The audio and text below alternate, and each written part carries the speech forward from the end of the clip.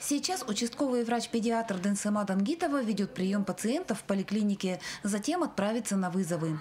Пока Денсема Санжиевна знакома не со всеми малышами и их родителями, которые проживают на ее участке. В Алдан она приехала из Улан-Удэ без малого 2 месяца назад, получив приглашение на работу.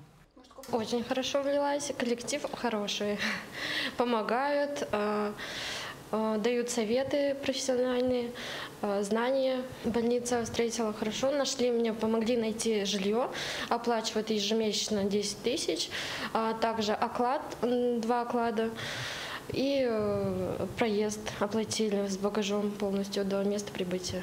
Мигмаршап Жамбалов, как и его коллега Денсема Дангитова, приехал в Алдан осенью, сразу после окончания Улан-Удэнского медицинского университета.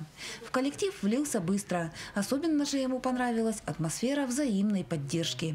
Хорошо приняли, наставничество здесь продвигается.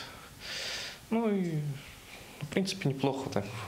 Работа хорошая, профессиональные навыки получаю. Алена Хабаева готовится к приему пациентов. На ее участке проживают около 800 детишек. Девушка закончила Иркутский медицинский университет 3 года назад. В Алдан тоже приехала по приглашению. Встретили ее здесь очень хорошо. Очень все радушные, помогают во всем. Очень нравится в поликлинике. Молодые специалисты себя показывают с хорошей стороны. Они очень быстро влились в наш коллектив.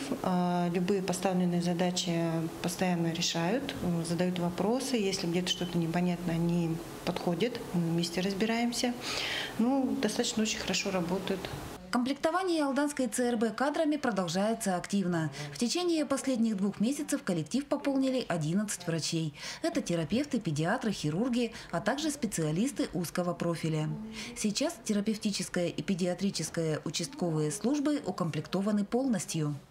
К нам приехали специалисты узких специальностей. Это врач-эпидемиолог, врач-кардиолог, стоматолог.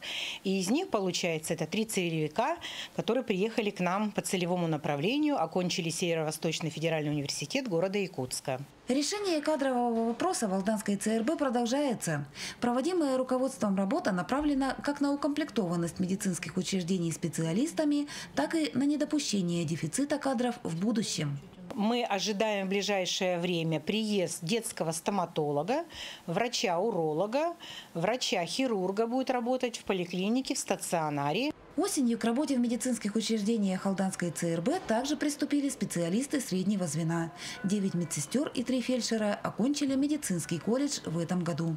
Татьяна Вахнина, Сергей Шипачев, Александр Лукин, Алдан.